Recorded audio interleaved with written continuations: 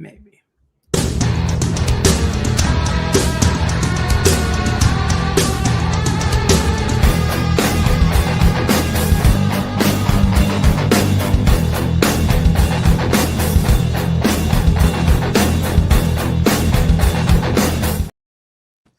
Feel like that was long.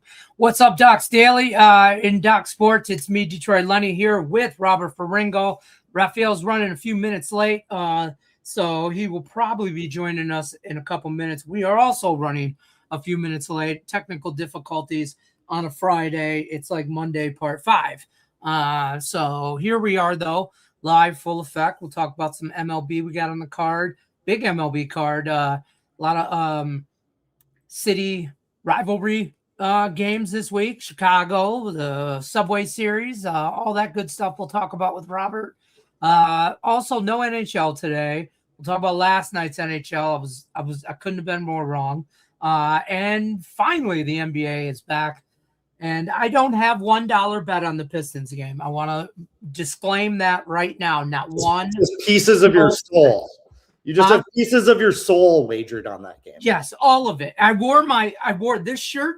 It's from Detroit. If you're boxing people, you know who a Kronk Gym is. With Tommy Hearns, Hitman Hearns come from. So I wore my fighting shirt because I think that's what we're gonna have to do tonight. We're gonna fight our way out of Cleveland, bring it back to Detroit. So there's a method to my madness. Actually, my wife just picked out this shirt for me, so that's why. We know she dresses you. True story. Yeah. Like, here's your laundry. This was the one that was less wrinkled. So right. Here I am. Hey, how are we doing, Robert? How was last night? What do you got going on today? What do you got going on? Well, first, welcome to Matthew Bell. I'm glad that you like the show with Lenny, Nick, and Griffin. Hopefully, I can live up to their high standards. No, I don't know. It's so big. I can match that. Not much yesterday. Winning baseball day. It was kind of a slow day yesterday. Today, I actually have an 8-unit daily prop of the year in that Pistons Cavs game. And this was not something like you know me, you know how I operate. Like normally early in the week, I'm plotting and planning, looking ahead at numbers and things like that. That's how I process things, right? I set my expectations. Then if the numbers, I react to numbers from there, right? This was not anything that I had planned. This was not anything that was on my radar. This was not anything. Last night at about 1 a.m., I'm looking at the prop numbers for today. And I'm like, that number doesn't make sense. And so then I went deep diving into the statistics on it. And I will just say this. This is what I will say. There's one player who has been in this very specific situation 19 times over the last 2 years. He has gone over the number that we need him to go over tonight in 16 of the 19 times. Interesting. On that note, I'm going to bring in my prop guy, Raphael Esparza, here to field that question, or not question, but your crazy numbers out of the Robert Faringo camp over here. Crazy prop numbers. Raphael, thanks for joining us. As always on Wednesdays and Fridays, Raphael's here. Sorry, I'm late. Sorry, we were too. It's all good. It's funny if you guys don't know, in New Orleans, sometimes you get caught by a horse carriage with tourists, and I'm telling my wife, go around them. I really wanted to be on time because I can't drive, but so I apologize for being late. I have not run into that said problem in living in Las Vegas the last 15 years. I've never been run over by a horse-drawn carriage. I have not been caught behind that. I haven't. I guess our biggest delay in growing up where I grew up in Detroit, trains. We had a lot of trains. Yeah. You get stuck by a train, man. You might as well turn around or take a nap. I'm 30 to 45 minutes in the Midwest if you get stuck by a train. Yeah, you're screwed. So. Robert's spitting some props out. He's got a great 7-unit in the NBA I have prop. He likes prop of the year tonight, Raphael. I was not intending to, but I saw the number last night. It doesn't make any sense, and I'm shooting my shot here, man. I'm gonna go for it. So, did you see anything in the prop market for either one of these games? I thought there's going to be some juicy props in that Minnesota game. Honestly, that's where I went to first. But there isn't. They've jacked up like Naz Reid. We were getting his points earlier in the series at like 10.5. Jaden McDaniel, his points have been consistently like 13.5, 14.5. Now they're up to 16.5. Well, all the Minnesota ones are inflated just because of, we need to win this game. We're at home. Role players play so much better at home. But last time I checked, there's an alien on the court. It doesn't matter if you're at home or on the road. So it's a little bit should be fun on that one. If you wanted a free play, like the number that I was going after first, I like De'Aaron Fox under 17.5 points. It didn't make it as a rated play. Like that prop, I guess. Yeah, he is. He'll be back. He had to run to bet it. He was like, I got to get in the window. He's like, now. I gotta go. All right, see, this is how we roll at Doc Sports. I like him under 17.5 points. I just don't think De'Aaron Fox is very good, frankly. Now, there's degrees. He's a good NBA player, but like we talked about yesterday with Jalen Duren, how he's kind of been exposed a little bit, that he is a good NBA player. He's not an all-star caliber guy. He's not all NBA kind of guy like where we thought he might be going. I think it's the same thing with De'Aaron Fox. I think he's taken a lot of shots, but I just don't expect him to have a very good night in Minnesota. Jaden McDaniels locked down Jamal Murray, who is a much, much, much better player in the Denver series. I don't see De'Aaron Fox. I was hoping that number would move because De'Aaron Fox has had a couple good games in a row. I was hoping that would nudge up to maybe 18.5, maybe get a 19.5 with some heavy juice. Didn't. It's still at 17.5. I still like the under there. Yeah, I got a couple of different ways I thought about this. Like I got the Spurs at -4.5. I was real happy with that. But I like the Minnesota team total under. I think that I got that at 107.5 because I don't know. I'm on the Spurs. So if I'm wrong, I'm wrong. Like, I thought I learned my lesson yesterday. I was on Montreal all the way. Yesterday I went on Buffalo, because I thought that was the play right there. And I should have never got off of where I was going with that. And it is what it is. And I'm on the Spurs. I don't think at the end of the day, I don't think Minnesota wins the series. So, I mean, they're tied, right? They're right. Well, 3-2. San Antonio Spurs ended.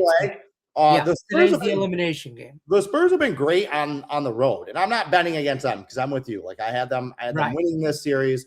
But they're 8-11 against the spread in their last 11 on the road. They're 17-3 in their last 20 road games. Like the Spurs, like their style of basketball travels. Now, that being said, I'm not in a hurry to bet against Minnesota at home in the playoffs. They've been very, very good over the last 4 years. So I just don't think there's a ton of value here. I think that there are some people that can be convinced that they love one side. Maybe you love the Spurs because you saw the blowouts. You're like, they're going to blow them out. They're going to win the series.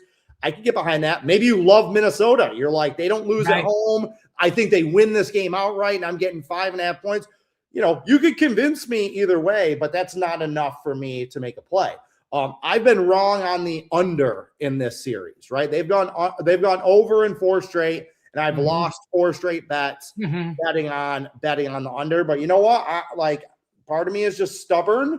Part of me is just going based on what I'm seeing. They've hit exactly 223 points in each of the last 2 games, right?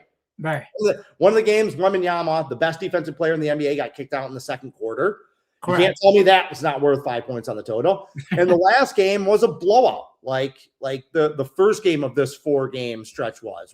So there was just a lot of garbage time, right? And a lot of time with guys not playing defense in that game. So I don't think it's a true measure of what we expect, And let's bring Raphael back real quick. Did you get that bet in, Raphael? Robert gave you a free bet there, and then you left. And we figured you ran to the window, made the bet. Now you're back. So today's been one of the craziest betting, medical. It's the horse knocked out his internet feed. Also, It's probably over the extension cord out back. My wife is like, only you can have these many problems when it comes in one day. But no, I ran to the window to bet Roberts. When he was talking about it, I saw it and I'm like, I know what it is. So I Yeah, had to. He's not my game of the year. You guys can get my game of the year for free with the free 60. Raphael, talk to me about the total a little bit because I was just talking about it with Lenny and that Minnesota San Antonio, because I was saying, like, I've lost 4 straight times. 3 straight times. I've lost 3 straight bets on them betting under, and it's gone over just repeatedly. I feel like they've been kind of fluky overs. 2 of them were blowouts with a lot of garbage time. One of them, Wembanyama, got kicked out in the second quarter. And it's not like they're blowing past these numbers. Like the last couple games, they finished with 223 points against like 217.5 or 218.5 totals. I feel slightly vindicated by the fact that the sports books are not adjusting the totals up. Like these 2 have played over 4 straight times. That number's not moving. It's not in the 220s. So that makes me think that the books know that 218.5 is the right number and that this series probably should be playing over. Am I going to be wrong again?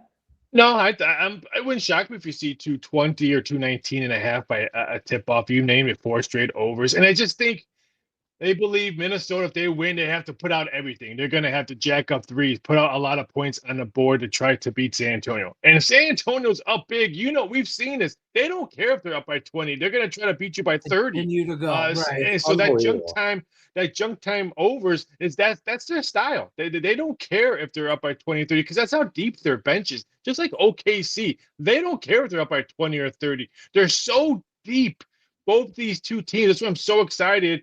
If this happens, which I do believe Spurs and OKC, I'm so excited to watch it because there's so mirror image of one of other bench play, key players, defense when you need to see defense. So I can see 219.5, but I can also see the Spurs just blowing them up.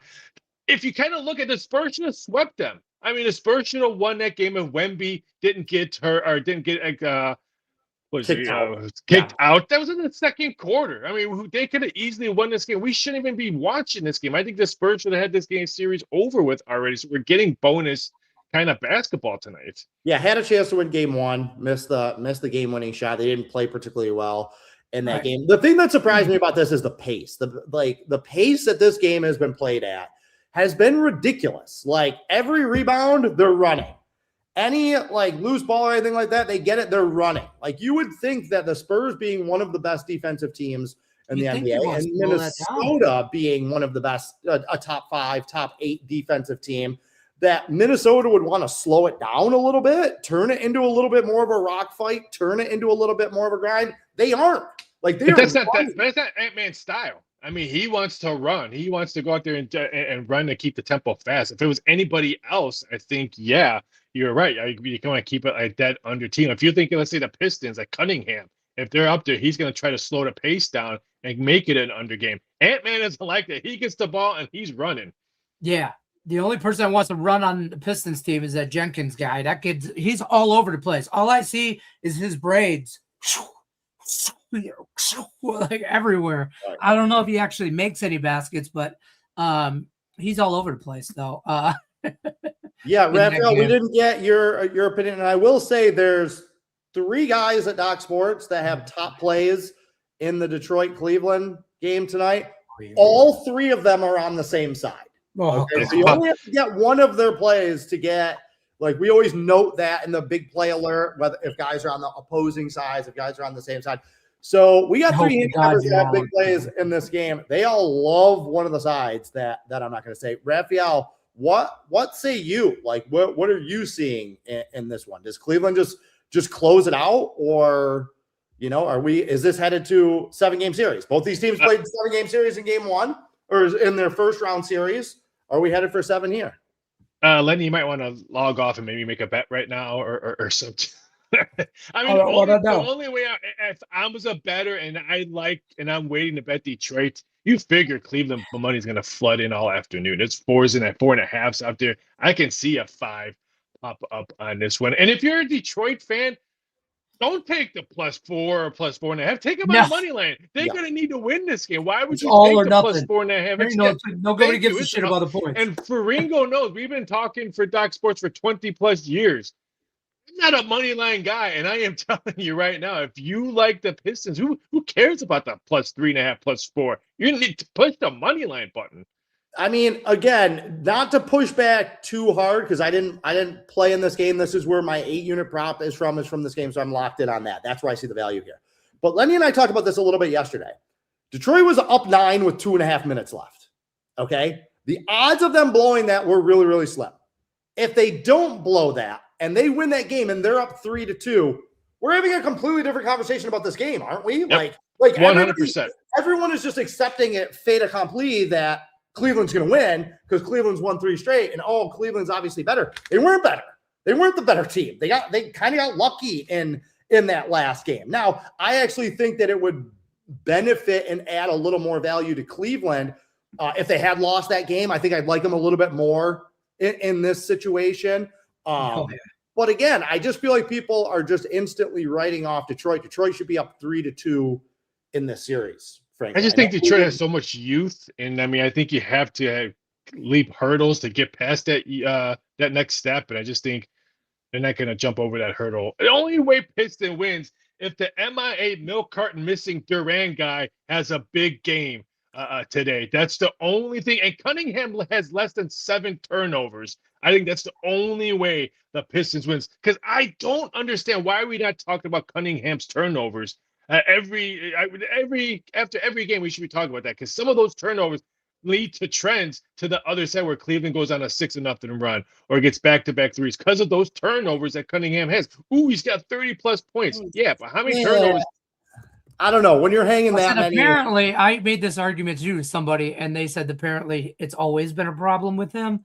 Yeah, it's more like the spotlight's more on it because it's the playoffs, obviously, but you got to tighten that shit up. Like, I mean, you're the leader of this team. You got to. Durant needs to show up. If he doesn't show up, Cleveland beats him by double. I don't want him to start. He's just been off. Why is he in the fourth quarter sometimes when he's not producing anything? I mean, I think he causes Pistons losses in the third and fourth quarter. He is MIA. Peter, I kind of agree with you in the chat about playoff Harden. I will say 100%. Here's another free play. I love Jalen Duren. Jalen Duren over 10.5 points tonight. I can't touch any of his props. There's no way. That's a ballsy play. I'm telling you right now. That number, listen, this is how it's done. That number has been over adjusted. Okay. Everybody and their sister is dogging on Jalen Duren, and for good reason. Again, we had a detailed conversation about him yesterday. He is not an all-star level caliber player or all NBA type of player that people were talking about him as earlier in the season. He has been a little bit exposed. He is going up against a very good front court. Jalen Duren can still play. Okay. He's not a superstar. We get that. No problem. Regular season. He can still play. That number at 10.5. I mean, as bad as he's played in the series, he's still averaging 9.5 points. He averaged 10.5 in the first series. He averaged 20 during the regular season. He averaged like 13 last year. He's going to be extraordinarily motivated. And this is just kind of handicapping 101. When everybody and their sister is going one way and saying one thing about one guy, how do you make money? You bet the other way. Everybody's selling their Jalen Duren. I'm not sitting here telling you that he's going to bust out and have 27 points and 14 rebounds. I don't need him to. I need 11 points. I think he can get 13 points and 8 rebounds. I don't think that's beyond the realm to expect. He needs to play 30-plus minutes. If you're looking at, and he hasn't, that's what scares me. I think if he struggles, he gets the hook. It really is? He's got to get garbage minutes. They got to be up. He's got to get garbage minutes, and he'll get some, because I really think that, I hope in my heart of hearts that JB Bickerstaff just starts Paul Reed. I don't give a shit if he's out there for the first I doubt it. I doubt it either. They benched his ass. They benched him in the last minute. They benched him in overtime. Again, these are all the reasons why I like him. Who is going to be more motivated than that guy? Like, we're going to find out everything we need to know about who Jalen. How are you not motivated for your home game? How are you not motivated at home in front of your front crowd? I get what you're saying, but if you're not motivated last game in front of your home crowd where you had, 9 points? I don't understand it. I blame Angel Reese. That's what I'm going to do. I'm going to blame the WNBA and Angel Reese. I agree with you. Since he started dating Angel Reese, it's all been downhill. 100% agree with you. Last thing we'll say about this Pistons game. Last thing, then we'll go to baseball or talk about NHL playoffs or whatever. In 2006, the Pistons won game 1 and 2 in the second round of the NBA playoffs. The Cavs won game 3, 4, and 5. Time is a The flat Pistons circle, won game right? 6, and they won game 7 in 2006. 20 years later, if you don't think the script is written, rewind the tape. It's in color TV. You could probably even get it on a disc. It's available on the internet. 10 years ago today, the Cubs won the World Series. Do I think the Cubs are going to win the World Series? Yeah. 20 years? Yeah, 20-year True, reunion. True Detective season 1. If you haven't watched it, do yourself a favor. Time is a flat circle for absolute best great underrated show. But and that was the best season too. Yes, 100%. By far. NHL last night. You mentioned you want to talk on a little bit on that. A couple things just to like tie a bow on what we talked about, Lenny, yesterday. That Buffalo game kind of went exactly like I said, right? I was like, it sure to hell did. And now I kind of like Buffalo to win in Montreal. Like, it's one of those. It's one of these series where like it just doesn't make any sense. The problem with Buffalo though is that I feel like 5-on-5 they're actually better than Montreal. I do. I honestly believe that. The problem with them is they cannot stay out of the penalty box. Like they have given them so many power plays, and it's not just the opportunities that it creates when you give a team the power play, leading to increased odds of scoring a goal, but you got to max out your energy to kill that power play with some of your main guys. Like that is what has killed Buffalo. If they could have cut their power play out, their penalties in half in this series, they would win this series. I still think it goes 7. And I do. I just kind of like Buffalo to win on the road because everybody and their sister is going to take Montreal at home. Yeah, I agree. I mean, it's already hoping this was going to be a spot that me and Lenny cashed massive tickets the other day with Colorado. Bam! I told them guys about it yesterday. Yeah, on Wednesday. I haven't cashed 7 tickets in one game in a very, very long time because I just kept on. I just kept on hitting it, and and I was hoping this was going to set up like that, but the +1.5 is +170 or -170 right now. I don't think we're going to get that scenario because I don't think Montreal is like Colorado. This matchup that we're going to see tomorrow reminds me of that Minnesota-Colorado game. Where you think Buffalo gets a lead early, but then Montreal storms. I hope so. Back. I don't know. I'm not going to bet the Canadians yet. No, I'm not touching this game yet.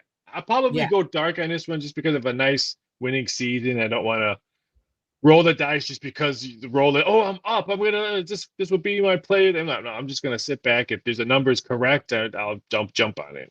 Well, we also got Vegas.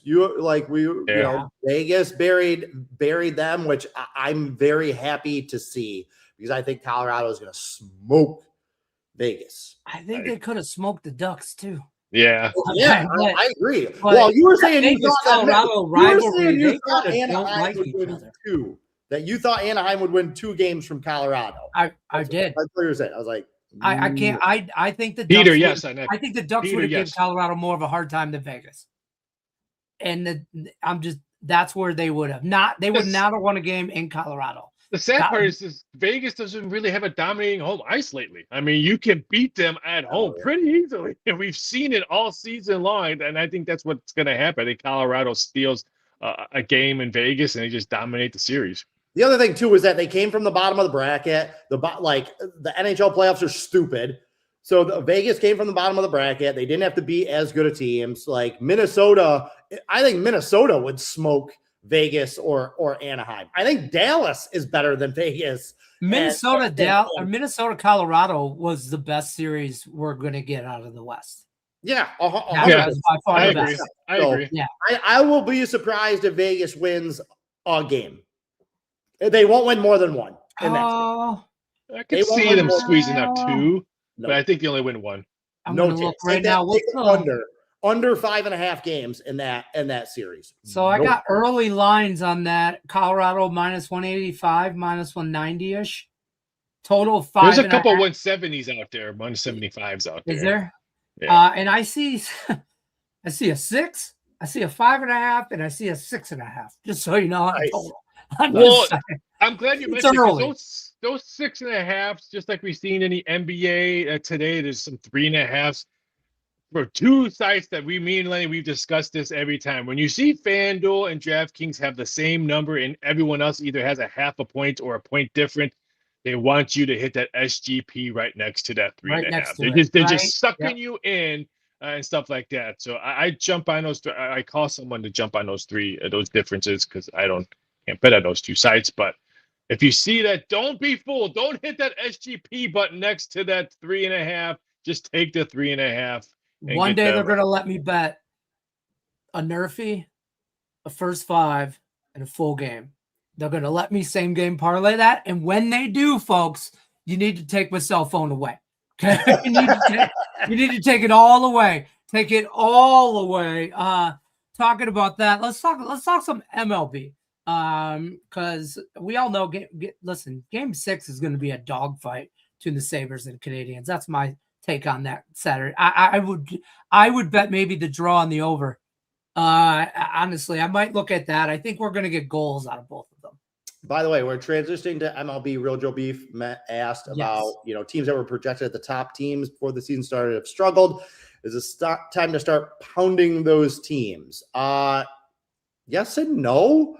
Some of those teams, Philadelphia has been playing well since they made the manager change. Right, they're a different team. I like that. Boston, not as much. I still think that there are issues with this Red Sox team. I don't trust their pitching, and they don't hit well enough in that park to compensate for their lack of power pitching. The Mariners are a weird team. I'm not expecting a big jump or turnaround from them. It's easy to forget how awesome Cal Raleigh was for them last year. He should have been the MVP. To my dying day, I will say it was an absolute joke that he was not the MVP. But just how great of a season he was and how much they fed off that. And he hasn't been very good this season. And it's been kind of night and day. They're one of those teams that had expectations on them. Lenny, we touched on this a little bit with the Lions before about what happens when teams get shackled with those expectations. So I'm not as high on the Mariners and Red Sox. The Brewers are just a team I've never had a good vibe on, but they're playing really good baseball right now, too. I believe they're 6 or 7 games over 500. They won again yesterday. You're always getting good value on the Brewers, so you should have been betting the Brewers and Phillies for weeks. I'm not as long-term sold on Seattle and Boston. Me either. I'm totally, if buying stock, I'll say this until my eyes are blue. Buy and sell when you're the sports betting. And I'm selling Red Sox stock. They're already talking about who they can maybe dangle during the trade deadline. And if you're already dangling Trevor Story and it's May 15th, I think you have bigger issues. And the Mariners, I mean, I think the emotion of last year is showing it and how they're pitching, how they're batting. We already mentioned Kyle Raleigh. I want nothing to do with those two American League teams. Yeah, I mean, we're seeing it with Toronto too. Toronto's 5 games below. Yeah, you should put Toronto onto that list. Like don't get caught with baseball and with a lot of sports. Don't get caught waiting for teams to turn it on. Except what you're seeing right now, like Tampa Bay. Just bet Tampa Bay every day until that turns around. They're still only minus 120 today against Miami, which is ridiculous. St. Louis won again yesterday as a. Not to mention St. Louis for the books have the Cardinals not caught up to them. Atlanta didn't come through yesterday, but Atlanta, they're the best team in baseball. Just keep pounding the Braves. So Tampa Bay Rays, you pound them too. Yeah, you get good value on them. I mean, you get money lines minus 120. I will bet that all day. Rather than waiting for Seattle and Boston and betting into a cold deck, just take what the books are giving you right now and bet on these teams that they haven't adjusted. Because if Tampa Bay and Atlanta and St. Louis continue at this pace, by late June, you're not going to get these numbers. St. Louis is going to be minus 150 every day, where you're getting them at minus 105 or plus 115 right now. So take what they're giving you. I agree. And to that Seattle point, Cal Raleigh, it seems like he's little banged up. He's got an oblique injury. That thing's going to I know he's only on the 10 or 15-day DL, but I think those are excuses. He's going to it's just, I think they overachieved last year. They did. So, they did. You know what I mean? I think they did. And now they're going to play, they played a lot of baseball last year. I don't think they're just, I don't know if they're turned it on. I think they are who they are. right now. I think you actually know who they are. I think that's what we can go to expect. I'm against the Cardinals today. I bet the Royals with Michael Waka on the mound. And the Rays are just printing money. Listen, in general, okay, positive momentum only carries over from season to season in sports. If you're a bad team that plays well at the end of the season, sometimes that carries over into the next season. Positive momentum does not carry over from season to season for playoff teams. Meaning, just because you made the playoffs or made a run in the playoffs one year doesn't mean that you're going back to the postseason the next year. You see it in the NFL all the time. Half the teams that make the playoffs one year don't make it. That's like a 25-year trend. We see it in the NBA. Teams make runs to the Eastern Conference Finals, and then the next year everyone's on the bandwagon. They end up in the play-in game or something like that. Like, negative momentum carries over, right? If you have a disappointing end of the season, disappointing end of the playoffs, sometimes that can linger. Positive momentum doesn't. So just because these teams like Toronto and Seattle made the playoffs and made these deep runs, the expectation is, they're going to pick right up where they left off. No, it's a new year. It's a new team. And they lost. And you have to look at who they lost in the FA, free agents. I mean, Seattle lost a lot of arms in the bullpen. Seattle did too. And then Toronto loses Bo Bichette, even though he struggled, but he was a voice in the locker room, a veteran that maybe the young guys can come through. So him not being there is probably a big loss. Changes the vibe. For a free play, if you guys want a free play today, I like the Dodgers -1.5. I know it's a little square.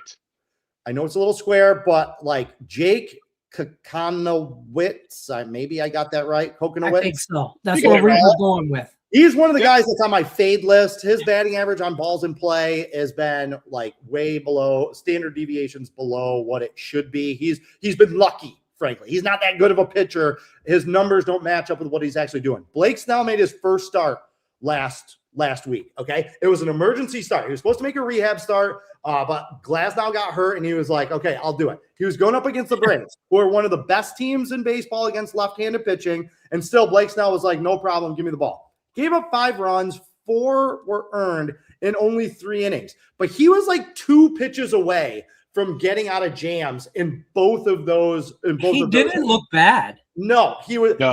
His velocity was up. This is like Carlos Rodon tomorrow for the Yankees. I like him a lot against the Mets. Carlos Rodon coming back from injury. His average fastball was 2 miles an hour faster in his first start of the year last week than it was all last season. Blake Snell's average fastball in his first start was 1 mile an hour faster than what it was last year. He was up around 96, 97 in his first outing. I think he's going to be really, really good.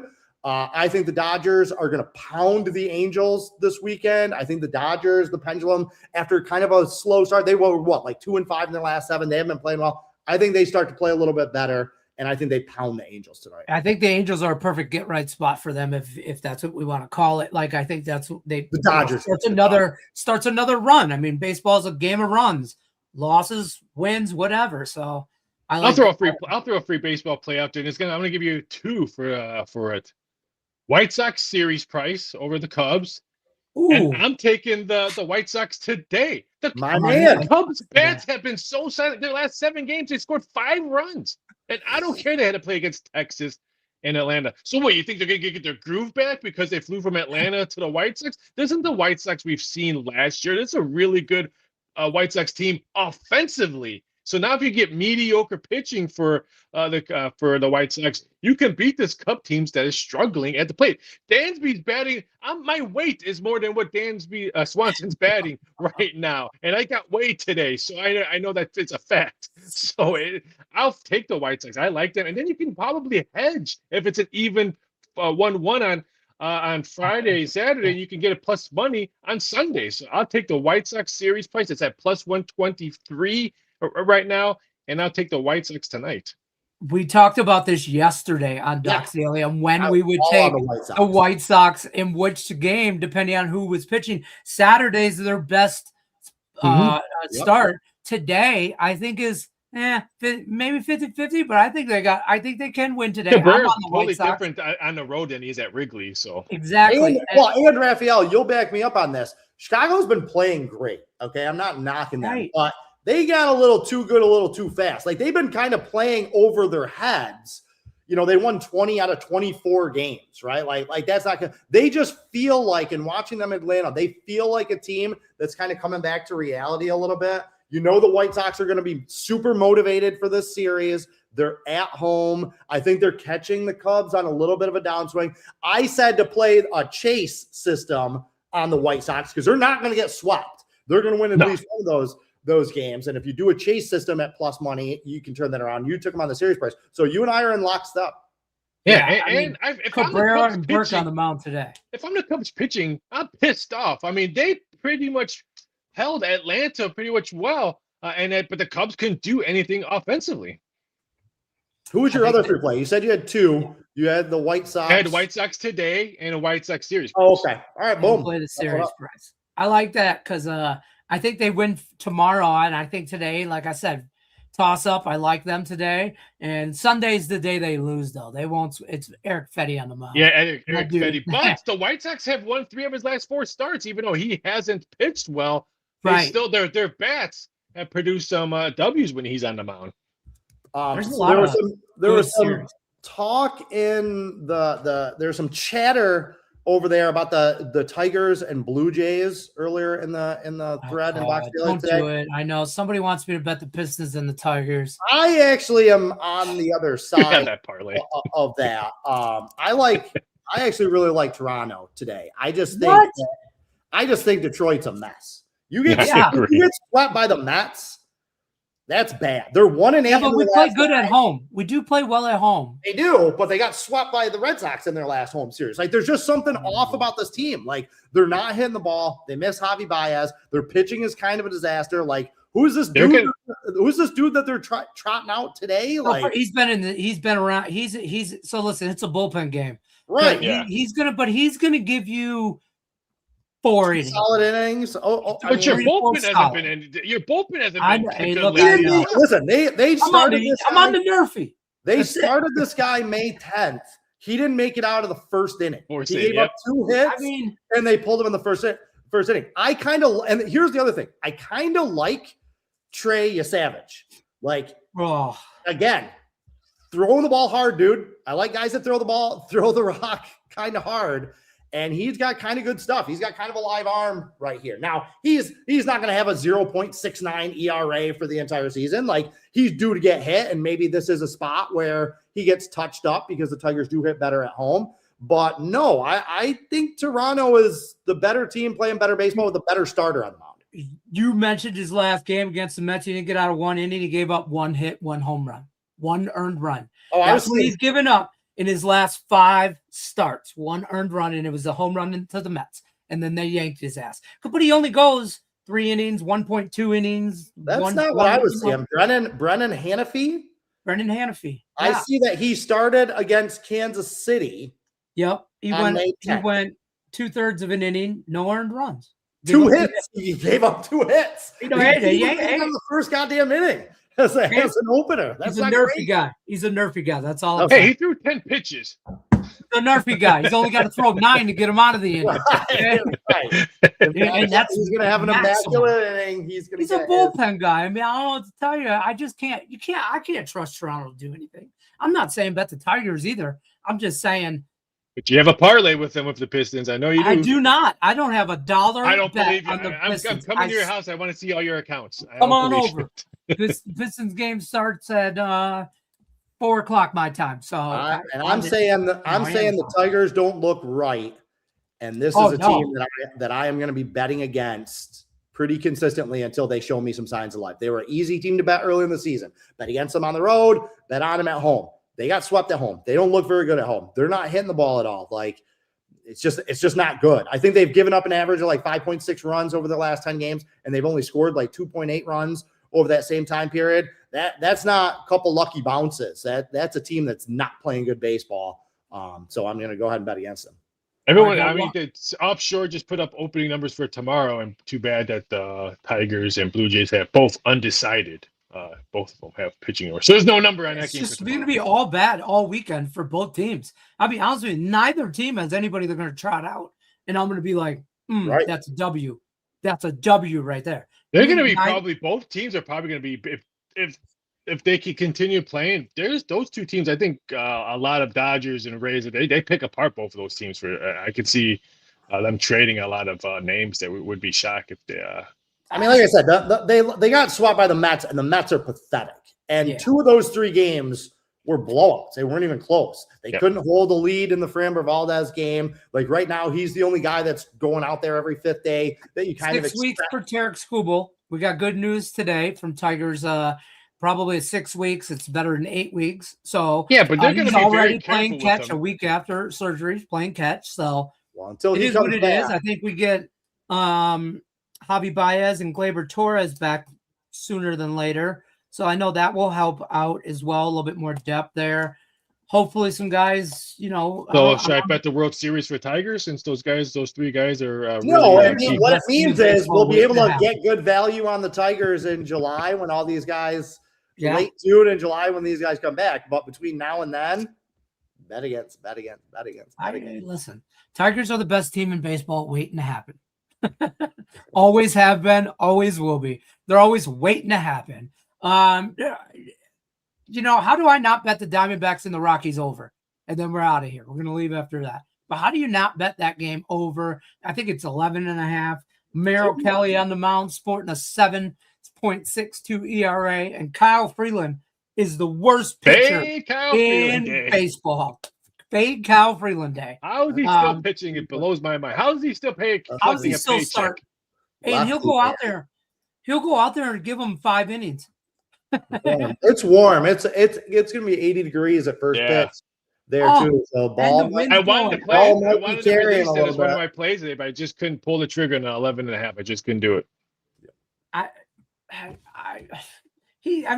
Every time he's going out, 6 earned, 4 earned, innings, 4 innings, 5 innings, 5. I mean, they leave him out there and just say Godspeed. And the wind is blowing out towards left field. I just don't know how I get away from this. Listen, I'm not going to make an argument for Kyle Freeland. That's damn sure. But I don't know. It's fake Kyle Freeland. I'd take the over 15 if they'd let me. I'm just saying. You can adjust it. Some sites have adjusted totals. You can do it. I don't know if they'll let me go that high. By the way, Peter told me that Hard Rock just let him bet a nerfy first 5 in a full game. I can't get Hard Rock here in Vegas. Soon. You'll get him soon. Soon. Yeah, it's still under construction. These two teams, by the way, Arizona and Colorado, 1-5 against the total when it's been in double digits. Their last 6 games that they've faced a total of 10 or more, they are 1-5 against the total. One of those games Kyle Freeland pitched. I'm guaranteeing it. I'm guaranteeing it. Probably. I don't know what his I gotta know what his prop is for.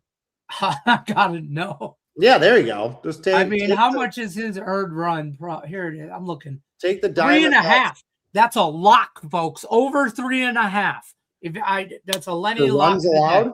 I don't know. Arizona was hitting the ball a ton to start the season, and now it's like the runs have just dried up. They've got 5, 10, 15, 20 runs in their last 7 games. Not great. And again, some of that's a function of facing Pittsburgh. I mean, they face the Mets, who their pitching sucks, and playing at Texas, but still averaging below 3 runs a game over 7 games. They're just not, and it's been more than that. I could go back further. It seemed, like I said, the first 3 weeks of the season, Arizona's hitting the ball really well. They just haven't been over the last several weeks. So I don't know what's going on. I gotta feel like Kyle Freeman is the day that he gets it right. He helps the Diamondbacks get their offense right. Don't forget about that free $60 account, DocSports.com/free60. Check out both these guys' premium picks over at the website. Raphael, what do you got going on tonight? I know Robert's got 7. Tonight I have a 6-unit NBA play. I've had a crazy day, so I forgot what I did early this morning. I do believe it's 6, but tomorrow I don't want to talk about what I do have, and I don't want to talk about a historic moment tomorrow. We have MVP MMA tomorrow. Their first. Granted, this card has-beens, Ronda Rousey and all that. But if this is successful, this gives a duel for UFC. They're paying their fighters. Every fighter on here is probably tripling what UFC main event fighters get. This can be a really good head-to-head with UFC. If this MVP MMA event goes tomorrow, I will have an action on that plus UFC tomorrow. We get the Preakness tomorrow in horse racing. If Great White can maybe not get hurt, he could be very interesting in this race because he's a short track runner. So we'd like to see Great White run well. Plus, we have NHL playoffs tomorrow, baseball, soccer, all that stuff. So it's a busy weekend. Robert, how about you? What do you got for the weekend? 8-unit prop of the year tonight. Again, cannot stress enough how much I really like this play, along with my first 7-unit WNBA play of the season is going tonight. Tomorrow, I will have a 6-unit baseball play. I already have scouted that number out. I've been waiting for it all week. And 7-unit soccer. Like tomorrow's going to be in the MLS is going to be one of those days where I'm gonna have to like hold myself back. I like a lot. It might be a biggin. It might Do be we have to take your phone away? Oh, no, it could be a Faringo college basketball day. It might be a big. Oh boy! Whoa. It might be a big all that. We had the midweek games. The midweek games were crazy on Wednesday. I feel big regression coming back for a lot of teams on Saturday. Only one more week of MLS after this one before the World Cup break. So I think we're going to see a little bit of craziness. So that's what I got going on. Oh, and Preakness Stakes picks. Boom. There you go. Peter said it all. Good luck unless you're against this. Carpe diem and don't bet what you don't have. Take care, everyone. I love it. Oh, bang, bang, bang. I like it. Peter's in the house. I want to steal that. Put it on my bottom of plays. I'm not going to lie. It should be on a T-shirt. We should be I'm just saying. I don't know if I designed one. I designed the one and sent it out months ago. Oh, I just gave slogans. I don't understand. We don't have good luck unless you're against us on a slogan. That's the one I took. We should put it on a wiffle ball bat, though. So when we crack heads, we leave imprints. All right, I'm getting violent. It's time to go. All right. So listen, the lock is over Kyle Freeland. Earned runs. I'll be back tomorrow. Docs Daily will be here noon Eastern. Noon Eastern. This is wrong. It's noon Eastern. Sorry. We had technical difficulties. We had to remake some stuff. Noon Eastern is when we will be on for Saturday. Good luck unless you're against us.